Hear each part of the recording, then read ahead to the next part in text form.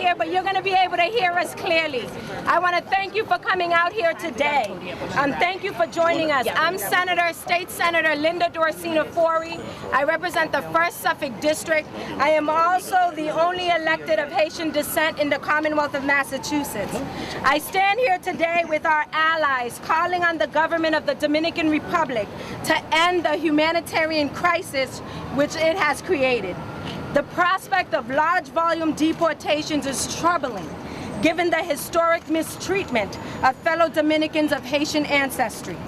In addition to disrupting the lives of hundreds of thousands of hardworking people in the Dominican Republic, it is also creating hardship for many more in Haiti, which is not well equipped to handle the influx of refugees along its borders. This humanitarian crisis is real. A responsible, compassionate government would pause and choose another course. We stand here today, as you can see, as a broad coalition of elected officials, advocacy groups, Dominican and Haitian community leaders to speak in one voice, calling on our federal government to make its position clear that this humanitarian crisis must stop in the Dominican Republic. We stand up for our values, not just as Americans, but as world citizens. And so I want to thank my colleagues who are here today. I want to bring up to say a few words our congressman who is fighting on our behalf day in and day out, Congressman Michael Capuano. Thank you. Look, I'm here to echo the words that Senator Forey just spoke. This is an easy issue. We've been fighting a similar issue here in the United States now for years. Mass deportations are wrong, simply put. No question about it. Individual cases are individual cases. The border between Haiti and the Dominican Republic has been porous for generations. Many, many, many people have set up their entire lives in one place, and now simply because they don't have a piece of paper in a country whose paper keeping is not necessarily of the top-notch quality, they want to make sure that everybody that they say it's okay, when for years they didn't care about it. I wouldn't mind if the economic situation was difficult in Dominican as compared to Haiti, but it's just the opposite. The per-person GDP is 10 times greater in the Dominican Republic than it is in Haiti. People are there for a reason, simply to make ends meet. They have been welcomed by the people of the Dominican Republic for generations, and now it's the government, out of nowhere, for no particular reason, who wants to do these mass deportations. I will tell you that we're doing what we can in Washington, and if things don't get better, there are other levers that I'll be calling on to deal with the Dominican government. We're not there yet. My hope is that they hear the pleas of reasonable people and that we don't have to get into a fight, because the Dominican Republic is also a place that we've been proud to call our friend and our cooperating country. This particular action is wrong. It needs to be stopped. And my hope is that the government of the Dominican Republic comes to their senses. Very good. Thank you. Thank you. Now I want to bring forward a Cambridge City Councilor. You know, this is not a bit about being against Dominicans or Haitians. We are one family. And this is City Councilman Dennis Benzan, who is the Vice Mayor of Cambridge. Thank you for being here. Thank you. Good afternoon, everyone. Sak Pase. I want to thank Senator Forey for putting this very important meeting together. It is, you know, the history of the Dominican Republic and Haiti is incredibly complicated, and it's inextricably linked to the legacy of slavery in the Caribbean. And, you know, in the Dominican Republic, we have fought hard for democratic institutions. But the political nonsense that took place during the denationalization of the Haitian people is not democratic. I believe, and the Dominican people believe, in strong democratic institutions with strong values, strong ideals. But under those ideals, denationalization should not happen. The people that have come out against denationalization have been vilified and demonized. There is no space for dissent, and that is not democratic. One of the most important fundamental rights In any democracy is the right to free speech and expression. And what we are seeing in our community is not democracy. Some of the most respected members of the Dominican community who have been at the forefront of civil rights in the Dominican Republic have been slandered by members of our Dominican community. And that's because they fail to understand that we believe in democracy. And if we cannot tolerate free speech, then what we're talking about is dictatorship. I am in solidarity with those that oppose denationalization. But I am not calling for a boycott without exhausting all the processes. The ones who would be most affected by a boycott are the hard-working poor people of the Dominican Republic.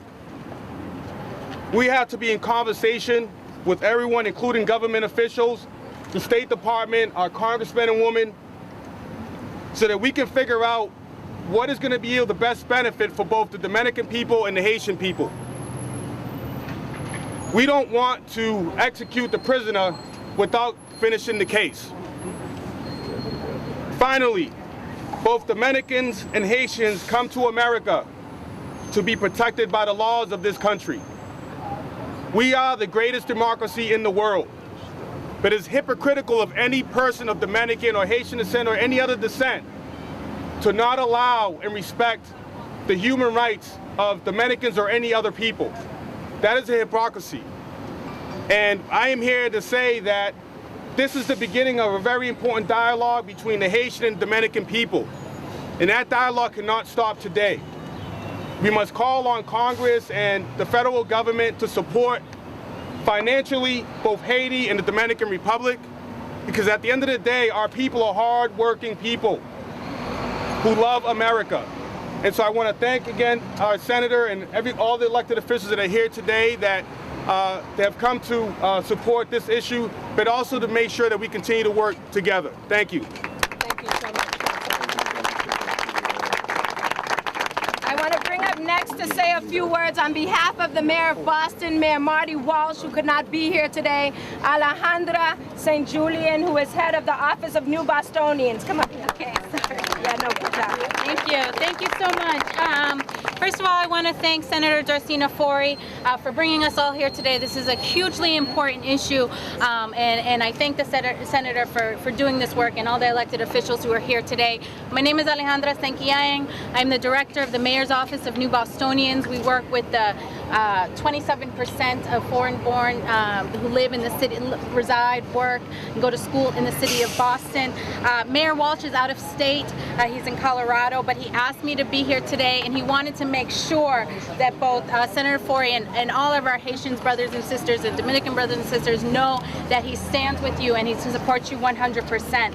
It is imperative that this human rights, it's to make sure this human rights issue is not only brought to light, but that action is taken in support of our Haitian Dominican brothers and sisters in the Dominican Republic.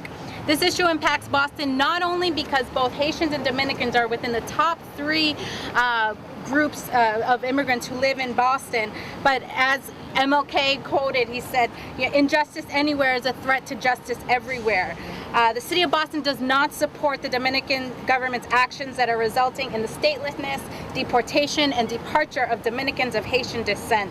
Boston is a city of immigrants, and our mayor is committed to setting an example by making Boston a welcoming home for all people, regardless of origin. The City of Boston joins State Senator Darcina Fori in asking the government of the Dominican Republic to please reverse their policies that are already causing severe hardships for so many people and have the potential to do worse. We also ask all Bostonians to reconsider any vacation plans you have to Dominican Republic until the Dominican government reverses their policy. La ciudad de Boston apoya firmemente los derechos humanos y respaldamos nuestros hermanos dominicanos de ascendencia haitiana en la República Dominicana hoy. Gracias. Gracias.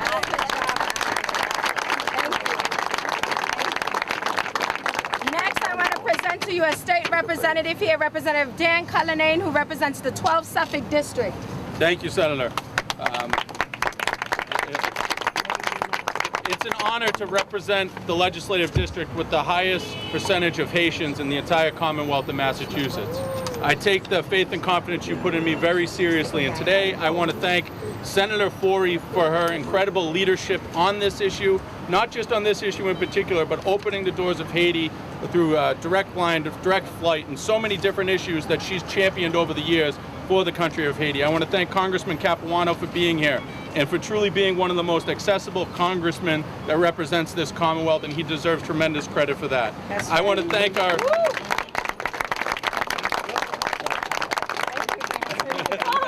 I want to thank all the immigration reform advocates that are here today. And in particular, I want to thank all of you in the media for covering this largely underreported humanitarian crisis. That's right. Please continue to do so to get the word out so that we can speak in one voice about this.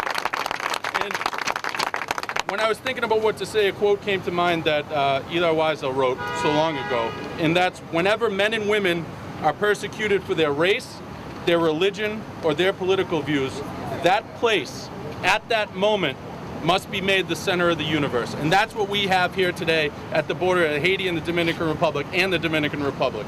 Today, Haitians, Dominicans, the Caribbean community, and people of all backgrounds who care about human rights speak with one unified voice against this discrimination and stand up for the more than 200,000 Dominicans of Haitian ancestry who are about to be made stateless, and the thousands more right now at this very moment that are fleeing the Dominican Republic into Haiti out of fear of what could be next. This threatens the stability of the entire region. We are grateful that the State Department has rejected the ruling of the Dominican Republic, but this is the time for more action. We urge the State Department to increase its engagement in the region diplomatically and with the Dominican Republic to encourage its government to change direction on this discriminatory policy and to broker for a peaceful, humane resolution to this intensifying and, like I said, underreported human rights emergency. Let's keep in mind this is not happening on the other side of the world. This is happening in our hemisphere, just off our shores, in a region that the United States just put $4 billion in to help rebuild after the worst earthquake to ever hit this hemisphere. This is a time for action, and I'm so proud to be here with each and every one of you to stand together as one, Dominicans, Haitians, and everyone who values human rights, to make sure that this area is a priority. Thank you. Thank you, Representative Cullinan. Very good. Want to recognize a couple of folks who are here as we continue. Representative Christine Barber is here. Thank you, Representative, for being here. City Councilor Tim McCarthy's here. City Councilor Tito Jackson is here. Thank you, Tito. We have Donnell Williams from the Urban League who's here with us. We have Shayna Barnes who's here on behalf of the Congressman Lynch, but also Mayor Carpenter, but also the City Councilwoman in Brooklyn. Thank you for being here. Next on the speaking program, someone who really needs no introduction, was the first Haitian American elected in office in the United States, Maurice St. Fleur, former state representative. Maurice St. Fleur.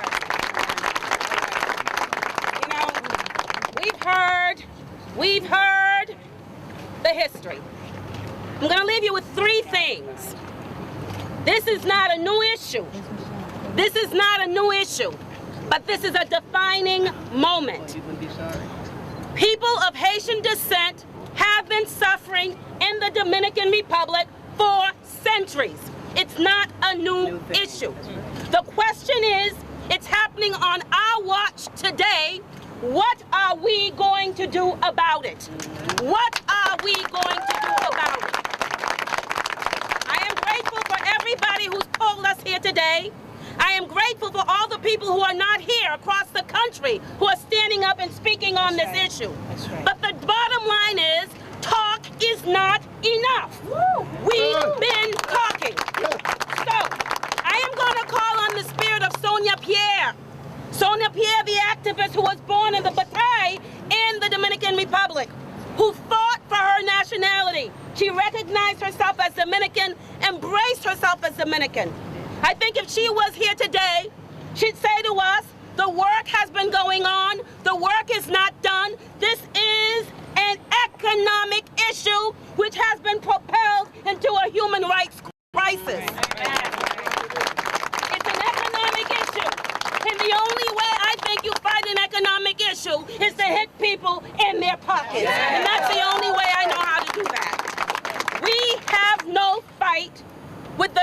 Dominican people. I don't know a Haitian who doesn't have some relative who is of Dominican descent, because we all were one island. Let's go back, read the history, understand who we are. We were one people. Now it's shifted. There is a government who doesn't like another part of the island. That's okay. But there are people there who stand with us in the Dominican Republic who think this is wrong. We need to listen to them. We need to hear from them. We need to be their voice out here today, but we need to take action. We need to take action. So please, when people say, when the mayor's office says, if you had any trips planned, don't do it, don't do it.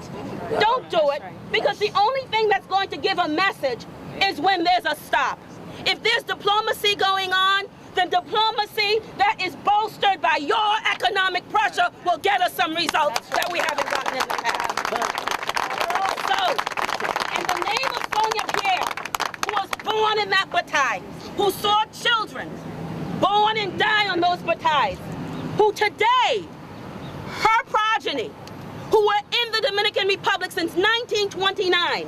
Imagine that you had immigrated to the United States in 1929, and today you're sitting as a great-grandmother, and they're asking all your children to leave the United States. That is what they're talking about. That is what they're talking about, and it is wrong.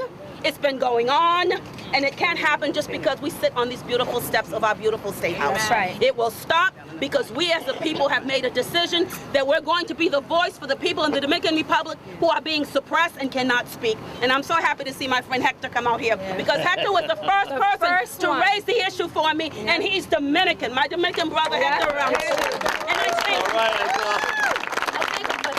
So, I want you to remember Sonia Pierre. I want you to remember the Parsley Massacre of 1933.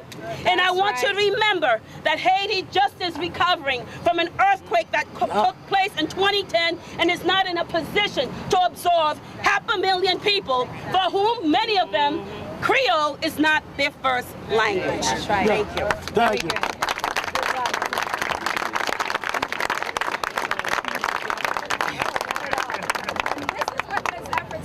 It's going to need passion. And so as Marie was speaking, there is a gentleman who just joined us today who was the first one to highlight this issue to Marie and myself. And that is our good friend Hector Pina, who lives here in our community but is a businessman but is Dominican American. And he said to us, you won't believe what's happening in Dominican Republic. We were shocked because we had no idea. So please put your hands together for our good friend Hector Pina, who joined us today.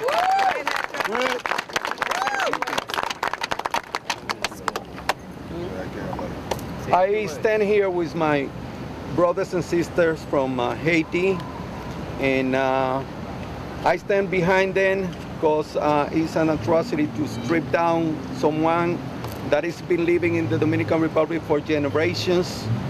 They are as Dominicans as we are, and we share more than the island, we share the blood. Thank you. Thank you. Thank you. Thank you. And next to speak, because this is a coalition, and we did this most important step of showing it's not a Haitian or a Dominican thing. It is a world issue that's happening today in Dominican Republic. So I want to bring down to say a few words Ronnie Miller, who's the Executive Director of the Irish International Immigrant Center. Ronnie. Thank you. Thank you, Senator Forey. So the Irish International Immigrant Center in Boston stands alongside the people of Haiti and the Haitian diaspora with this issue today. And we're deeply disappointed on this latest policy of the government in the Dominican Republic to implement large-scale deportations of Haitians. Hard-working individuals trying to make a living and support their families. We are also deeply concerned about the prospect of grave humanitarian crisis that will result at the Haitian border. Haiti's infrastructure is not equipped to absorb the influx of tens of thousands of deportees. So we stand today, I believe today is about standing together, not being bystanders, but standing together, shoulder to shoulder at the time of a potential humanitarian crisis. I think this time we need to be upstanders and really stand together in this issue. So we stand with the Haitian diaspora of Boston, the Haitian people, and calling for the government of the Dominican Republic to put an immediate end to this inhumane and discriminatory policy. Thank you very much. Thank you so much. Thank you. Next on the list, I want to introduce to you the Vice President of 1199 SEIU, Herbert Jean-Baptiste.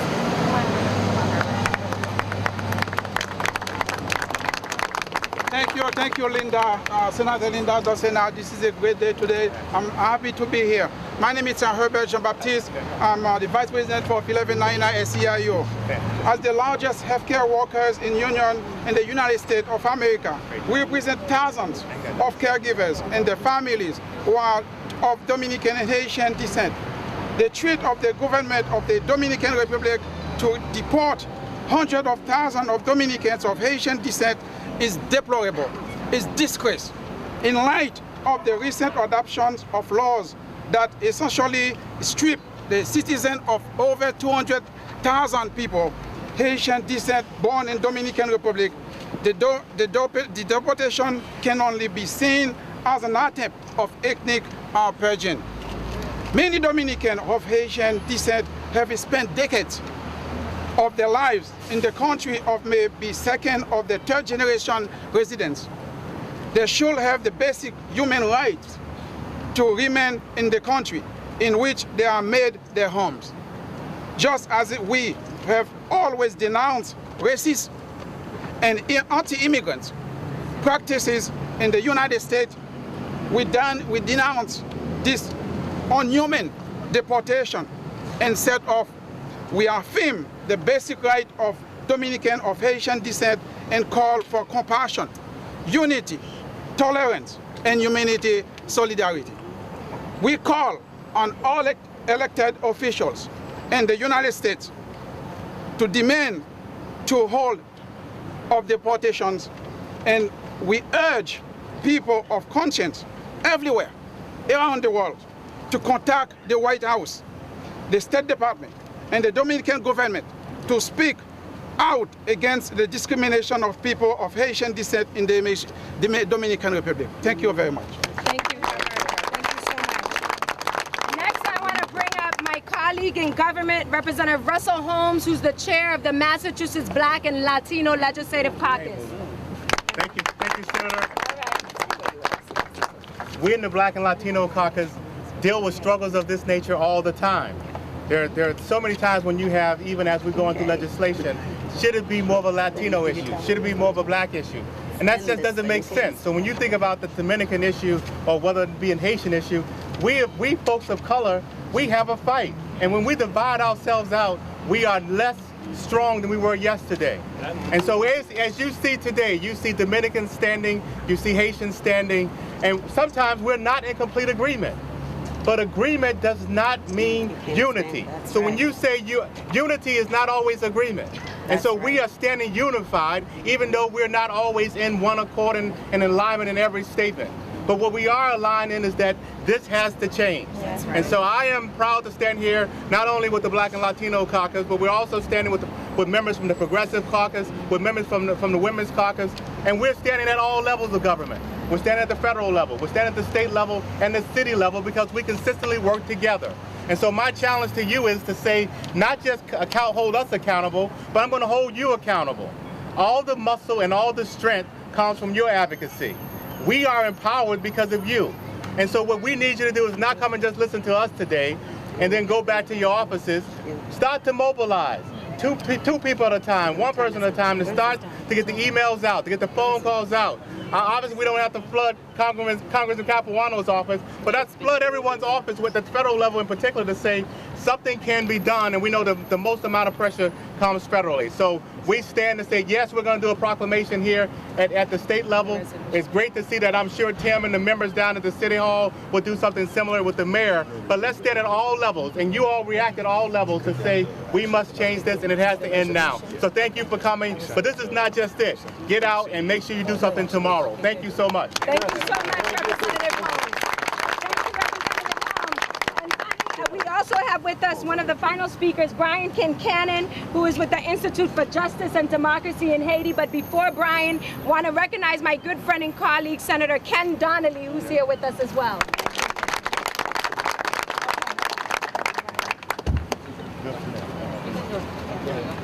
Crowd surf down. Crowd surf. That's good. Thank you, Senator Forey, and thank you, everybody. I really don't have too much to add to all the very eloquent descriptions before, except just to reiterate that not only is the deportation crisis inhuman and immoral, it is illegal. The Dominican Republic is breaking international law through these deportations, and there should be consequences for that, and the U.S. government can help make that happen. I would just add one more thing for people who want to get involved and people who are organizing actions. We have a website, it's HaitiJustice.org, and we have a special section with information about this crisis and what you can do. So people looking for information, please see that. And people who have information they'd like posted, just let us know and we'll get it up there. Thank you. Thank you. I know it is hot as heck out here, but I appreciate you all being here. I want to also recognize Representative Michelle Dubois, who's here with us. So thank you, Michelle, for coming out. Okay, you guys, we're going to wrap this up. But as we close out, I just want to recognize the organizations that are here today that are supporting this cause. You heard Congressman Capuano, no doubt, the Haitian Multi-Service Center, the Haitian American Public Health Institute, the Christian Haitian Entrepreneurial Society, Institute for Justice and Democracy, Irish International Immigrant Center, SEIU 1199, Urban League, so many people, AFAB, the Mayor's Office of New Bostonians. I say this because it's going to take all of us working together and demanding that this stops, what's going on in the Dominican Republic stops. So I just say this in my final remarks. Whew, there's a lot going on, you guys. There's a lot happening. It is time for us to send a collective and clear message that we expect the DR to treat its citizens with respect. The people of the Haitian diaspora here in the United States and our allies can and should take immediate action. We want you to call on your elected officials in our federal government and ask them to speak publicly and demand a halt to the Dominican Republic's policy regarding the deportation of Dominicans of Haitian descent. 2, we want to be respectful in our words. The people of the Dominican Republic are our neighbors, our friends, and our family. The inhumane policy that their current government is pursuing does not reflect the views of all Dominicans, so many of whom have roots in Haiti as well. We must maintain a civil and amicable posture. This disagreement can and should be resolved. 3, Haitian Americans and our allies should reconsider any existing plans to vacation in the Dominican Republic until its government reverses course and stops plans to repatriate Dominicans who happen to be of Haitian descent. Haiti has developed wonderful tourism amenities and is ready and eager to receive you with open arms. The American travel market is a key economic lever that can be used to influence Dominican decision makers. 4, spread the word. Spread the word and use social media. Talk to your friends who may not understand the issue. Explain to them why this action is necessary and encourage them to stand with us in solidarity. This may seem like small steps, but collectively, I believe they will be persuasive. Thank you for coming out today, and God bless you. Thank you. Questions? I also want to recognize Representative Sean Garberly, who just joined us.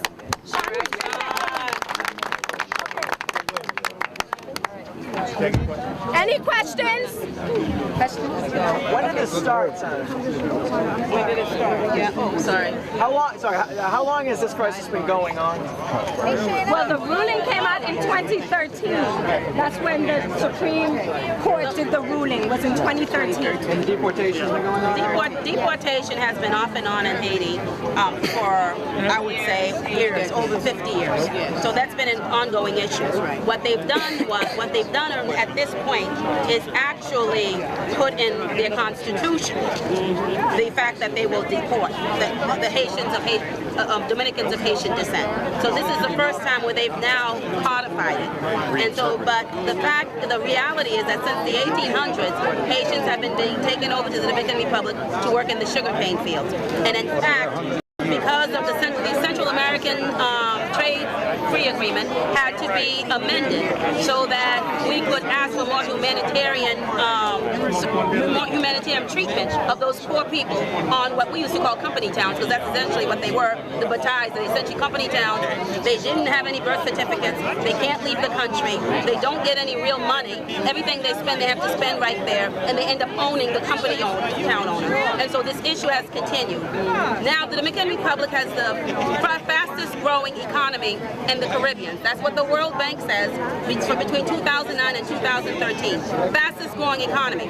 And so the need, and also the sugar quotas have changed over the years, so you probably don't need all those people in the country right now. And so now there's this effort where you codified it. So it's really an economic problem that they're now shifting into a human rights issue, and we need to stop it because those people are properly Dominicans, and they should be respected in their own country and supported in their own country. And then I think, and as part of our foreign policy, we should figure out how we support those people in the Dominican Republic, because that is who they are. They don't speak any Spanish, well, they speak Spanish, they don't speak any Creole, they don't speak any, they have no connections there. So when you drop them there, what are you doing? You're creating a crisis for another part of the island that's already does not have strong civil society organizations nor government. So you're creating a crisis for a place that we're trying to stabilize right now. It needs to stop.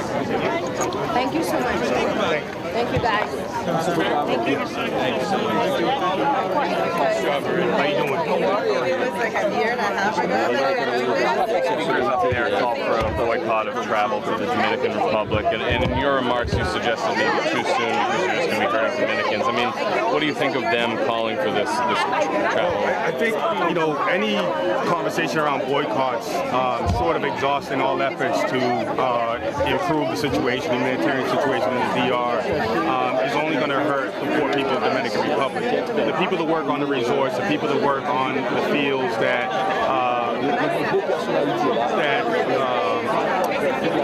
as a result of the tourism industry are going to be the most hurt by any type of boycott. And that includes people of Haitian descent or Dominicans of Haitian descent that reside in the Dominican Republic and work on the sugarcane fields, work in the resorts. They're going to be devastated by this. And I think the message that we need to send is really to the political officials in the Dominican Republic that do not understand that you can't just denationalize folks that have been living in the Dominican Republic for decades.